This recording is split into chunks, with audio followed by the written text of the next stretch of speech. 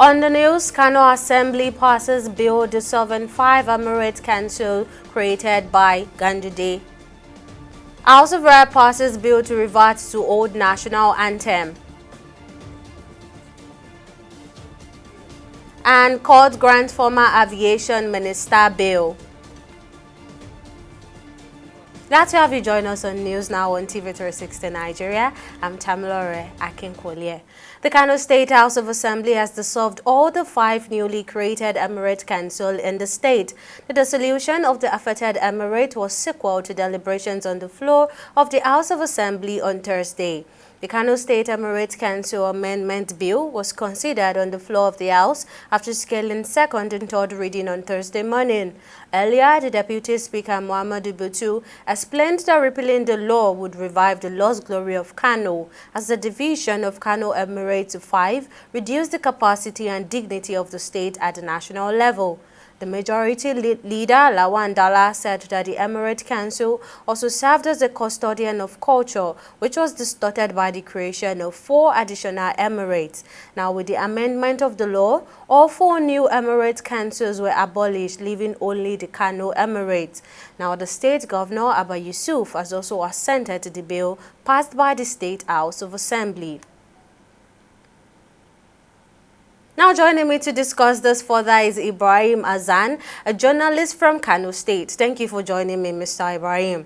Now, does the amendment exercise carried out by the lawmakers in Kano State automatically means the restatement of Sanusi as the emir? And if so, what is the reaction of people in Kano State like? Yes, I think there is no issue. Kano are known with law, they are law abiding, and I think how the Emirates are very revered to us, and then I think it is the most important institution aside our religion. So the citizens of Kano will welcome this, just like they did when Emir Sanusi was dethroned and Emir Amin was appointed. I don't think there is going to be any unrest. What challenge do you foresee with the dissolution of the other 4 emirates, and does the alignment mean that this is under a single emir? Yes, Kano it dates back over 1,000 years back. That's how it has been. And then with the new emirates, this is not something new to Kano, because that is how we were. This is how we have been. So I think the people will just continue to pay allegiance and alliance to the new emir, and that's just it.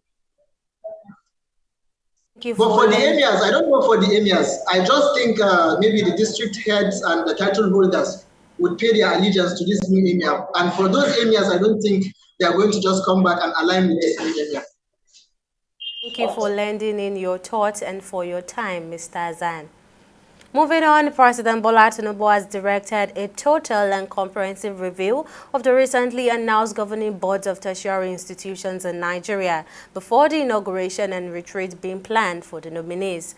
The Federal Ministry of Education recently released names of nominees for chairman, pro-chancellor, and members of the boards and council of universities, polytechnics, and colleges of education, with the inauguration and retreat for the nominees to take place on 31st of May. However, the special advisor to the President on Information and Strategy, in a statement on Thursday, said the public reaction showed that the nomination did not reflect the federal character of the country, as some states got just 1 nomination, while some others got many. Now, according to him, the review will take into consideration national spread and ensure every part of the country is adequately represented. And Justice Sulaiman Belgo of the Federal Capital Territory High Court, sitting in Garki, has granted bail to former Minister of Aviation Adi Sirika, who is under trial for alleged fraud to the tune of 19.4 billion naira. Now, Justice Belgo granted bail to the former minister in the sum of 100 million naira and 2 sureties in life sum. One of the sureties must have a landed property within the jurisdiction of the court. The court also added that the former minister must not travel out of Nigeria without the permission of the court. Meanwhile, the former Minister of Aviation and his brother Ahmad Sirika had pleaded not guilty over the alleged contract fraud. Sirika and his brother and his company, Agnino Nigeria Limited, were arraigned by the Economic and Financial Crimes Commission (EFCC) on an amended count to bordering on an amended 10-count bordering of offense. Sirika is accused of abusing his office by awarding contract to his brother's company, Agnigos Nigeria Limited. The Nigerian Senate has called on the federal government to establish a special intervention fund dedicated to the maintenance of transmission lines across the country at Wednesday plenary section. This resolution follows over a month of total darkness in the northeastern region caused by the destruction of key power line towers along the Jos Gombe route. The Senate's decision came after a motion on the urgent need to address the vandalism of transmission lines belonging to the Transmission Company of Nigeria in the Northeast Zone. The motion was sponsored by Senator Mamu Aruna along with 14 other lawmakers from the region. Northern lawmakers expressed deep concerns over the escalating power outages in their region and demanded immediate justice and action. Aware that the frequent vandalization of transmission lines, especially the disruption of TCN towers, not only disrupt the electricity supply in the affected states, but also compromises essential services such as healthcare and education. It also exacerbates insecurity issues and imposes a heavy financial burden on public resources for the repair and replacement of infrastructural damages. Mr. President, when we are talking about restoring electricity in the Northeast, what we have is minuscule. It's small compared to what other parts of the country get. So in addition to getting the restoration, in fact, we'll be asking for justice. Because power, energy, helps in development of industries and, in fact, livelihood generally. Sympathize with the people of Northeast for lack of electricity for more than a month, which speaks volume of negativity in every facet of our livelihood today. But this issue, because of the importance of power in contemporary world, shouldn't be only confined or limited to Northeast. It is a general problem. And so really and truly today, without electricity, you virtually can achieve nothing. The Senate has also directed its committees on petroleum upstream, downstream, gas, Niger Delta affairs, health and environment to investigate the recent gas pipeline explosion in Bayelsa State. The motion was presented by Senator Bensi Kombobie, who highlighted the explosion in Yenegoa local government area, Bayelsa State. During the debate, lawmakers said there is urgent need for measures to prevent future occurrences and to address the health concerns of the people impacted by the explosion. Senate President Godswill Akpabio described the explosion along with the resulting inferno and environmental pollution as a very worrisome situation and urged the federal government to provide relief to the victims of the explosion. Alarmed that there were huge explosions from a crude oil pipeline on Tuesday, the 14th of May, resulting in an inferno in the vicinity of the gas facility, and this constituted a threat to the safety of the facility, which is a precious national economic asset. Observes that the explosions caused widespread panic among residents of the community where the explosion occurred. We don't believe that the executive understands the challenges that our people have been suffering all these years. But maybe if the joint committees look into the matter, we can have a report to look at and then interface with NNPC, now whatever it is called, and then the operators and the regulatory bodies to see what steps can be taken to determine the adequacy of the measures that have been taken. But this is a very worrisome motion because first of all, the facility brings serious foreign exchange to Nigeria because it is from there that the gas is processed and sent to the Bonny terminal for export. So a very big source of foreign exchange earnings for our country. Because the people have no place to run to. Otherwise, they go into the Atlantic Ocean. They have to live with it, breathe the air. Those who had no asthma will now have asthma. And those who had no cancer will now have cancer. This must have gone on for the past 50 years. And unless you visit the area, you cannot understand. The Nigerian Senate has advanced a bill seeking to revert the country's old national anthem, Nigeria We Hail Thee. The bill successfully passed the second reading during Thursday plenary section. The old anthem, replaced by Arizo Compatriot in 1978 during the Olusegun Obasanjo regime, is poised for the potential comeback if the bill sponsored by Senate leader Senator Okpeyemi Bamidele continues to garner support. Now, following a rigorous debate, Senate President Godswill Akpabio referred the proposed bill to the Senate Committee on Judiciary, Human Rights and Legal Matters for further legislative input and to report back to the Senate in plenary. This bill seeks to make provision for Nigeria to revert to its old national anthem that will promote better symbol for unity, peace, and prosperity compared to the current one. The new anthem, if passed, Nigeria We Hail Thee, will yet again inspire in us the zeal to build a fully integrated and indivisible nation where all citizens will live in unity and harmony. The national anthem that is currently in use is a product of a military junta,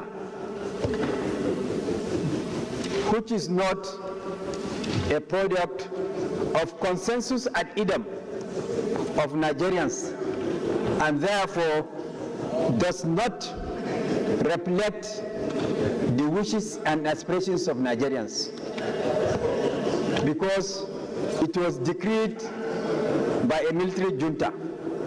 A bill for an act to provide for the national anthem of Nigeria and for matters related thereto, 2024, second reading taken. This bill is now committed to the Committee on Judiciary, Human Rights and Legal Matters, in addition to the Committee on Federal Character and Intergovernmental Affairs, to report back to the Senate as soon as possible. The chairman of the Independent National Electoral Commission, INEC, Mahmood Yakubu, has reaffirmed the autonomy of state electoral bodies and cautioned state governors against meddling in local government elections. Yakubu made these remarks during a courtesy visit by the executive members of Forum of State Independent Electoral Commissions at the INEC headquarters in Abuja. He expressed concerns that local government elections in most states have been mere formalities, disproportionately favoring candidates from ruling parties. He called for an end to this practice and urged state governors to respect the autonomy of state electoral bodies to ensure fair and credible local elections. The conduct of local government elections in virtually all the states of the Federation has become mere coronation of candidates of the ruling parties. It is time to stop the coronation and conduct proper elections. State governors should allow the state independent electoral commissions to have greater capacity for independent action. Many of the state electoral commissions have no functional offices in the local government areas in their states and cannot recruit their own permanent staff. In some states, the state electoral commissions are either not properly constituted, have no security of tenure, or their critical functions have been taken over by government officials. Some state independent electoral commissions are only constituted on the eve of elections and dissolved thereafter. They are also severely under-resourced to the extent that some of them rely on INEC even for basic facilities such as ballot boxes and voting cubicles. In truth, the experience garnered over time has greatly enhanced CEC's capacity and disposition in our election management. It is our hope that our legal framework and capacity will continue to develop, especially in the area of electronic voting system. Once again, may I also appreciate you, Honorable Chairman, for creating time with your commissioners to receive us. And I assure you that the forum and our members are ready and willing for continued cooperation in the service of the nation through virile election management. In a bid to prevent abuse of power and human rights violations, Nigerian Army personnel have been advised to embrace transparency, accountability, and adherence to the rule of law. This call was made during a sensitization workshop held in Lagos. Chief of Civic Military Affairs, Major General Nusakare Ugbo, who addressed the soldiers, urged them to avoid actions that could negatively impact the lives and civil liberties of citizens. He also spoke on the importance of respecting the law and protecting objects and properties within the operational environment, especially while dislodging criminal elements from the country. As soldiers, we must ensure that actions which might have negative implications on the lives of citizens and their civil liberties are avoided. We must adhere to the provisions of relevant laws, policies, and regulations applicable to our operations and conduct ourselves professionally as disciplined and responsible soldiers. Let me remind you that the Nigerian Army is a creation of the law. Its established responsibilities are contained in Section 217 of the Constitution of the Federal Republic of Nigeria as amended. The need for proper orientation of troops with regards to their conduct in line with the rule of law, avoiding negative actions which sway public perception against the Nigerian Army. The choice of 9th Brigade as one of the beneficiary formations to this workshop, without doubt, has been well thought out, considering the metropolitan nature of our area of responsibility. Regulating the conduct of war for humanitarian purposes, for human pity's sake. To do that, it balances and reconciles military necessities versus humanitarian needs, which is what I have been trying to explain, that no war is fought for the sake of fighting. You fight to achieve the mission. If you achieve the mission, there is no need for continuous and further destruction.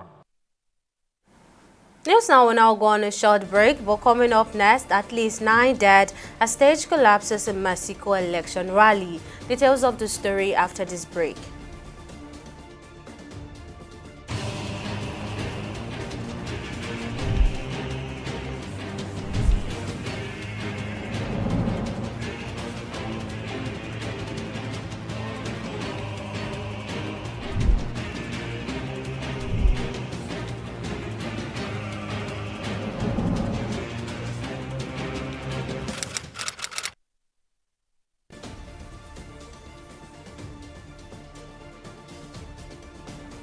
Welcome back. Now, here's a recap of our top stories. The Kano State House of Assembly has dissolved the 5 newly created Emirate councils, leaving only the Kano Emirate. This decision followed the passage of the Kano State Emirate Council Amendment Bill, which scaled the second and third reading during Thursday plenary section.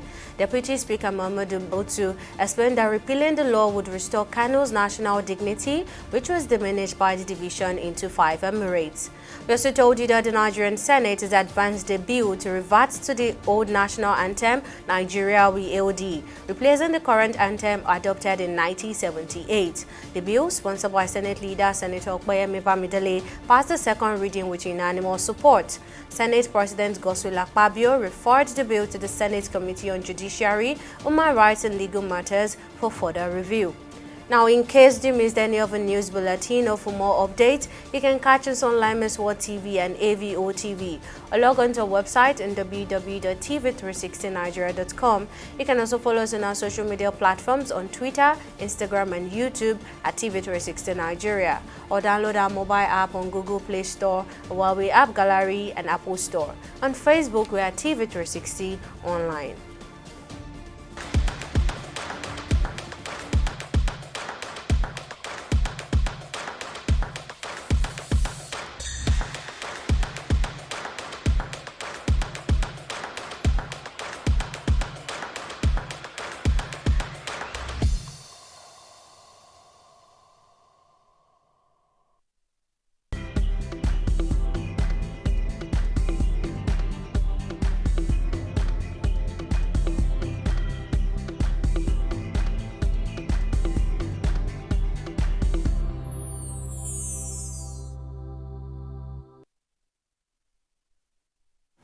It's time for business news, and Joy Uchejin has the latest. Joy, can you keep us up to speed? Thank you, Tamilore, and welcome to Business News. The further tightening of the monetary interest rates to tame elevated inflation by the Central Bank of Nigeria may create more hurdles for the manufacturing sector and other debtors of commercial banks, with a possible consequential negative growth rate effect on the economy. This is according to experts following the new increase in the monetary policy rate from 24.75% to 26.25% by the Monetary Policy Committee of the Central Bank of Nigeria. The Apex Bank's MPC agreed to increase the MPR for the third straight time this year to rein in the country's soaring inflation levels pegged at 33.69% in April 2024. That's according to the National Bureau of Statistics. However, this move has been criticized by economic experts in the country. TV360's Okpeyemi Owosheni completes the story.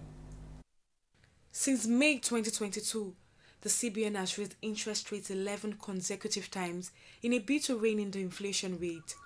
Speaking at the 295th meeting of the CBN, Governor of the Apex Bank, Olayemi Cardoso, told members of the MPC that a significant decline in other inflation such as food and core inflation suggests the positive effect of the Apex Bank hawkish monetary policy stance since the beginning of the year.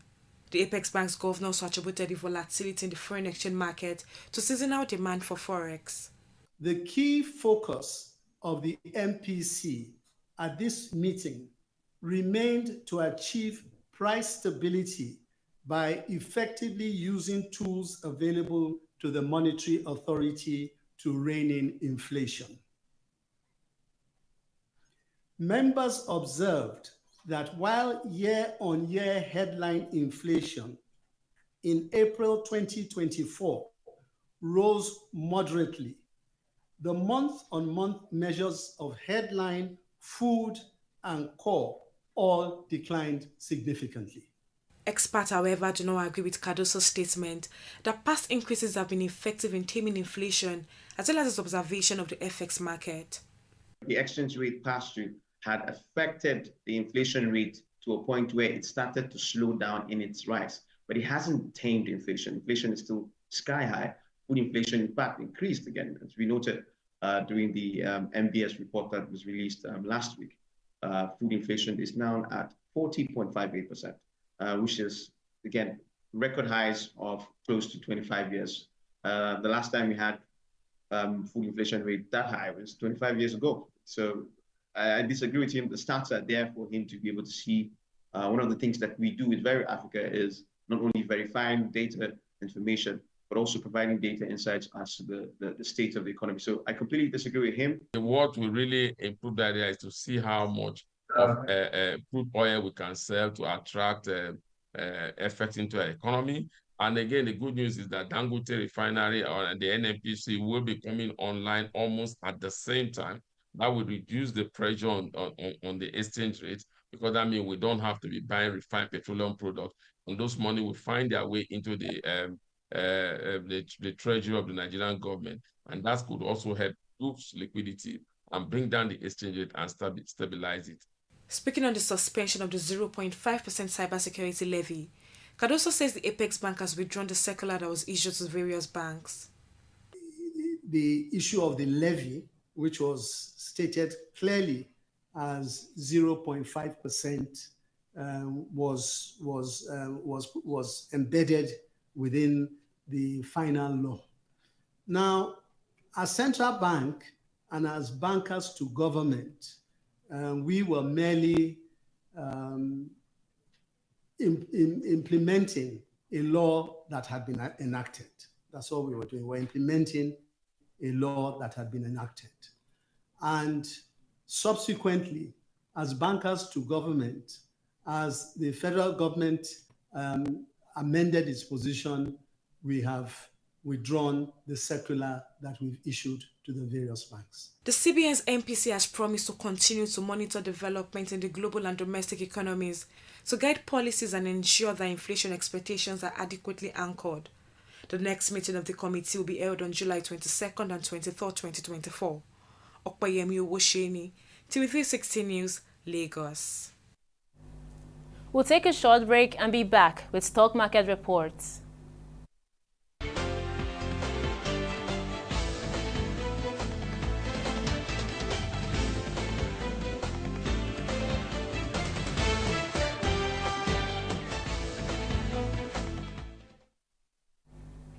Welcome back. Nigeria's equities market has continued to shave off the winnings incurred at the beginning of trading this week as banking stocks dragged the NGX to a second consecutive day of losses on Thursday, and they collectively lost about 108.54 billion naira of their market value. That's a 0.15% reduction. Now, Skyway Aviation led the league of top losers, closing at 20 naira 70 kobo, followed by NEM Insurance, which closed at 7 naira 65 kobo. Now, the market breadth was also on the negative side, as we had 28 stocks declining compared to 14 gainers. Now, at the end of today's trading session, the Nigeria equities market recorded a total of 316 million volumes of shares exchanged in 7,852 deals, corresponding to a market value of 7.7 billion naira. Now, despite the bearish trend, today's data shows 16% improvement in volumes, 42% improvement in turnover, and 6% improvement in deals when compared with the previous NGX trading day. Now, on to our select foreign equities. The UK's FTSE and the US Dow Jones took a plunge today, but the Japan's Nikkei soared into the greens, gaining 1.26%. That's a good one for the Asian market. Now, at the foreign exchange market, we see a bit of push and pull between the Naira and the dollar, as the Naira struggles to gain against the dollar, trading at 1,468 Naira on the official market and 1,505 Naira on the black market. The Great British Pounds traded at 1,870.76 Naira on the official market and 1,880 Naira on the black market. The Euros traded at 1,591.36 Naira on the official market and traded at 1,570 Naira on the black market. That's it about business and stock market report. Back to you, Tammy, for the rest of the news. Thank you for that update, Joy. And on the global scene, an election rally in northern Mexico turned tragic on Wednesday night when a gust of wind caused the stage to collapse into the crowd, killing at least 9 people, including a child. Nuevo Leon Governor Samuel Garcia reported that at least 50 other people were injured in the accident, with some sustaining serious injuries. Footage from the scene showed a chaotic scramble as attendees screamed and attempted to flee from the collapsing structure. Presidential candidate Mayniz, who escaped with serious injury, said the stage collapsed due to a strong gust of wind.